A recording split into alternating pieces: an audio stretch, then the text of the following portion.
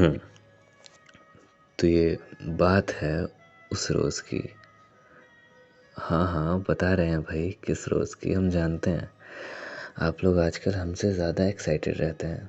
तो ये बात है उस रोज़ की जिस रोज़ हम ट्रेन में बैठकर ना जाने कितने महीनों बाद अपने घर जा रहे थे। अपने घर, हमारा घर, मेरा घर। तो दिल को ना एक अलग ही किस्म का सुकून मिल रहा था। ऐसा लग रहा था मानो हम अपने घर नहीं बल्कि किसी जन्नत जा रहे हो। ना ना, ज़्यादा सोचिए मत। साधारण सा ही घर है हमारा, कोई महल जैसा नहीं जो जन्नत कहें। पर क्या होता है ना, जब एक अरसे से आप अपने घर नहीं गए होते हैं और अचानक से आपको आपके घर जाने का मौका मिल जाता है तो घर की तमाम बातें याद आने लगती हैं। कैसे माँ मेरे पीछे दाल चावल लेके भागा करती थी कि बेटा थोड़ा सा और खा ले, अभी खाया ही कितना है। और मैं क्रिकेट का बैट उठा के भाग जाता था कि अभी नहीं खाना। कैसा माँ का मेरे लिए मेरी फेवरेट भिंडी बनाना, और कैसे 20 साल की उम्र तक भी माँ के हाथ से खाना खाना। तो जा रहा हूँ घर और फिर से खाएंगे हम वहाँ पर माँ के हाथ से खाना। तो इसी एक्साइटमेंट में सफ़र कट रहा था कि अचानक से मेरा ध्यान खिड़की के बाहर की तरफ गया।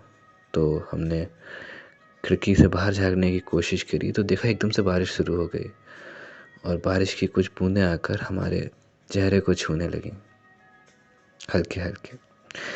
तो हमने फटाफट से खिड़की बंद कर दी और अपने बैग से किताब निकाल कर पढ़ने लगे। ठीक है भाई, कर लो जज।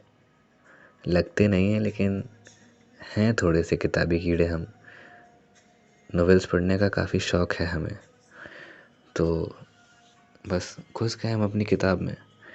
हमारा पूरा ध्यान किताब में ही था, लेकिन पता चला हमें कि कोई स्टेशन आया है। और फिर हमने महसूस किया कि हमारे साइड में एक मोहतरमा आकर बैठ चुकी हैं। पर अगर कोई अच्छे घर का संस्कारी लड़का होता तो वो क्या करता, वो कोई ध्यान नहीं देता। पर हमारा तो आप सबको पता है ना, अच्छा प्लस संस्कारी प्लस मासूम प्लस क्यूट। कभी कभी तो मैं खुद को सुपर क्यूट समझ लेता हूँ। तो वो लड़के थे हम। तो हमने उन पर कोई ध्यान नहीं दिया और अपना सारा ध्यान अपनी किताबों में गड़ा कर रखा। लेकिन कहते हैं ना, हमें कब किससे मिलना है, कब किससे बात करनी है, इसका ज़ोर हम पर नहीं होता यार। ये तो वो ऊपर है ना, कान्हा जी मुरली वाले, वो तय करते हैं। तो लगभग 5 मिनट की चुप्पी के बाद मोहतरमा हमसे बोली, excuse me please, can I sit over there. अब देखिए, खिड़की वाली सीट हमारी थी और ठंडी हवा के झोंके हमें भी लग रहे थे। तो सीट देने का इरादा तो कोई था नहीं हमारा। पर जब हमारी निगाह उनके चेहरे पर गई ना, तो उनकी आंखें, उनके बोलने का अंदाज़ और अपने हाथों से अपने जुल्फ़ की एक लट को संवार कर पीछे ले जाना, और वो पीछे ले जाते हुए फिर से बोली, I am asking you, can I sit over there. और हमारे मुंह से अपने आप ही निकल पड़ा, या श्योर। काफ़ी खूबसूरत थी वो। तो दे दी हमने अपनी सीट उन्हें। हाँ, कह सकते हैं कि हम थोड़ा सा पिघल गए।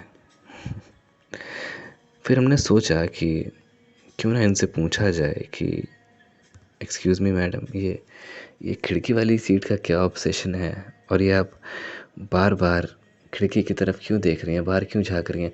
लेकिन हम तो ठहरे ना, शरीफ प्लस मासूम plus cute plus super super cute. तो हम नहीं पूछ पाए। तुम्हें नहीं लगता तुम कुछ मिस कर रहे हो। झटके से मेरे हाथ से किताब छिन गई। मैं चौंक गया कि क्या क्या क्या मतलब, मैं कुछ समझा नहीं। मैंने उससे पूछा तो वो मुस्कुराते हुए बोली, बाय द वे मेरी किताब उसी ने छीनी थी। तो वो मुझसे मुस्कुराते हुए बोली, देखो यार, बारिश हो रही है, वो भी ना सावन की बारिश, और तुम इसे एंजॉय करने की बजाय इस बोरिंग सी बुक में घुसे हुए हो। अब देखिए जनाब, वो मोहतरमा चाहे कितनी ही सुंदर क्यों ना हो, उनकी स्माइल कितनी ही खूबसूरत क्यों ना हो, उनकी जुल्फ़ संवारने के अंदाज़ पर हमारा दिल भले ही क्यों ना उन पर आ गया हो, मगर हमें हमारी किताबों से इश्क है। और अगर हमारी किताबों के बारे में कोई कुछ कहता है तो हम सुन नहीं पाते हैं, तो हम भड़क गए उन पर। हमने भड़कते हुए कहा, what do you mean boring? Boring किताब? तुमने पढ़ा भी है इसे? क्या पहले इस बुक को पढ़ा है तुमने जो तुम इसे बोरिंग कह रही हो? और हाँ, अगर तुमने इसे पढ़ा भी है ना तो शायद तुम्हें कुछ समझ नहीं आया होगा, तभी तुम्हें ये बोरिंग लग रही है। और हाँ, टाइम की कद्र करते हैं हम, तुम्हारी तरह ये खाली बैठकर टाइम वेस्ट करना नहीं आता खिड़की की तरफ बाहर देखकर। अरे रे, सांस तो ले लो। इतना हाइपर क्यों हो रहे हो? मैंने तो बस इतना कहा कि किताब बोरिंग है, एंड बाय द वे सच ही कहा था, बोरिंग तो है। पर अगर तुम्हें बुरा लगा तो आई एम सॉरी। हाँ, इट्स फाइन। अब हमें थोड़ी थोड़ी शर्मिंदगी महसूस होने लगी खुद पर। वो बेचारी हमसे माफ़ी मांग रही थी और हमने इतनी बेरुखी से उससे कह दिया, हाँ फ़ाइन, ठीक है। हमें तो पूरे सेंटेंस में माफ़ी मांगनी चाहिए थी। और जैसे ही हमने माफ़ी मांगना शुरू किया पूरे सेंटेंस में, उसने उसने हमें रोक दिया कि अरे, ये सब क्या लगा रखा है आपने? क्या गलती, क्या माफ़ी, छोटी सी ज़िंदगी है, खुलकर जीना सीखिए। मेरा तो सिंपल है बॉस, ना रूठना ना मनाना, ज़िंदगी के सफ़र में ज़िंदगी के साथ चलते जाना। अब मेरे चेहरे पे भी मुस्कुराहट आ चुकी थी, तो हमने कह दिया, वाह वाह, शायराना। हाँ, और मुझे ना इन कागज़ की किताबों में इंटरेस्ट नहीं है, मुझे प्रकृति की किताबों को पढ़ने में मज़ा आता है। प्रकृति, ज़्यादा सोचिए मत, हम जानते हैं आपको हिंदी के ये वर्ड्स नहीं पता होंगे। प्रकृति, माउंटेन्स, नेचर, ब्यूटी, सड़क, घास, पेड़, ये सब में सुकून ढूंढिए ना, हम तो इन्हीं में ढूंढते हैं और बहुत मिलता है। तो ये सब कहते हुए वो बाहर फिर से झांकने लगी और हमें अब समझ में आया कि वो बाहर क्यों झांक रही थी। वो बाहर झांक कर पेड़ों को, पत्तों को, उन पर लगे फूलों को देख रही थी और मुस्कुरा रही थी। खुश रहने का ज़रिया उन्होंने निकाल लिया था और उनकी यही बातें हमारी दिल को छूती जा रही थी। कागज़ की किताबें पढ़ने से ज़्यादा प्रकृति की किताबें पढ़ने में मज़ा आता है। वाह! अब तो हम उनसे और बातें करना चाहते थे, उनकी बातों को सुनना चाहते थे, पर अब तो वो मेरी तरफ देख भी नहीं रही थी यार। और हम कैसे खुद से बात कर सकते हैं? वो स्टीरियोटाइप, शरीफ, मासूम, क्यूट, प्रशंसकारी, लेकिन बात तो करनी थी, तो हमने हिम्मत कर ली। अच्छा सुनिए, यहाँ से आपका स्टेशन कितनी दूर है?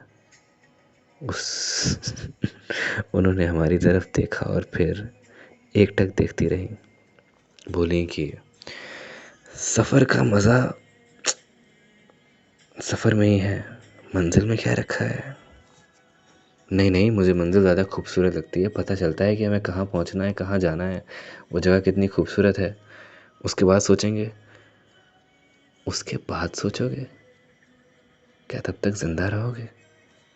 ज़िंदगी को आज जियो ना। और तुम्हें मंजिल खूबसूरत लगती है, सफ़र बिल्कुल नहीं? जी नहीं, तो लगता है फिर तुम्हें कोई अच्छा हमसफ़र नहीं मिला अब तक। वैसे मेरे लिए तो मेरी राहें, मेरा इश्क है, मेरा सफ़र, मेरा हमसफ़र सब कुछ। मुस्कुराते हुए बोली वो। तुम भी एक बार कोशिश करना मंजिल से ज़्यादा रास्तों से प्यार करने का, सच बता रही हूँ, बहुत मज़ा आएगा। और जब मज़ा आएगा तो सुकून अपने आप मिल जाएगा जो तुम इन किताबों में तलाश रहे हो। उसकी बातें सुनकर लग रहा था बस सुनता जाऊँ, सुनता जाऊँ, सुनता जाऊँ। उसका एक एक लफ्ज़ मेरे कानों से पहले मेरे दिल तक पहुँच रहा था। कुछ कुछ और भी बताओ ना, चुप चुप क्यों हो गई आप? मैंने कहा उससे। क्योंकि यहीं तक था सफ़र अपना, हंसते हुए बोली वो। मतलब ये कि मिस्टर, स्टेशन आ चुका है मेरा, इंतज़ार ख़त्म हुआ तुम्हारा। नहीं नहीं, मुझे नहीं उतरना। अरे बुद्धू, तुम्हारा नहीं मेरा स्टेशन आ चुका है, मुझे उतरना है, हटो साइड दो। उसने कहा और मुझे ऐसा लगा मानो मेरा कोई जन्मों जन्मों का साथी बिछड़ रहा है। खैर, उसे साइड देते हुए मैंने कहा, सही कहा तुमने, अगर अच्छा हमसफ़र मिल जाए तो मंजिल से ज़्यादा सफ़र खूबसूरत है। उसने हैरानी से मेरी तरफ देखा और बोली, तुम मेरी बात कर रहे हो? तो मैंने हाँ में सर हिला दिया। पता नहीं उसे फ्लर्ट लगा होगा या क्या, वैसे कर तो रहा था थोड़ा सा। खैर, तो चलो इसी बात पर तुम्हें कड़क चाय पिलाती हूँ। सावन की बारिश और अदरक वाली चाय, मज़ा ही आ जाएगा। चाय पीने के बाद मैंने चाय के पैसे देने लगा। उसने कहा, वो हेलो, चाय पिलाने मैं लाई हूँ तो पैसे मैं दूँगी। वैसे बड़ा खुदगर्ज इंसान हूँ मैं, लेकिन वही उसकी आंखें, उसकी बातें, उसकी जुल्फ़ संवारने का अंदाज़, उसे कैसे मना कर सकता है कोई। तो मैं भी मना नहीं कर पाया। फिर ट्रेन चल पड़ी और मैं जल्दी से ट्रेन पकड़ने के लिए भागा। फिर मुझे कुछ याद आया और मैं वापस भागा तेज़ी से। उसका हाथ पकड़ा, हाथ मिलाया और बोला, नाइस टू मीट यू। और फिर ट्रेन की तरफ भागा और जैसे तैसे ट्रेन में चढ़ा। और फिर मुझे याद आया, शिट मैन, नाम पूछना तो भूल ही गया। इंस्टा आईडी या फेसबुक तो कम से कम ले ही लेता। लेकिन ठीक है, कुछ लोग ज़िंदगी में एक सबक सिखाने ही आए होते हैं कि ज़िंदगी का मज़ा जो है वो सफ़र में है, मंजिल में नहीं। और वो मुझे सिखा कर चली गई और जब भी उसे याद करता हूँ तो ऐसे ही चेहरे पे मुस्कान हमेशा आ जाती है जैसे इस वक्त आ रही है ये ऑडियो रिकॉर्ड करते हुए। तो तुम लोग भी ज़िंदगी का मज़ा सफ़र में लो। मंजिल में क्या रखा है, और अगर सुकून चाहिए तो अपने आसपास देखो यार, 50 चीज़ें हैं जो तुम्हें सुकून दे सकती हैं। जैसे उस लड़की को पेड़, पौधे, पहाड़,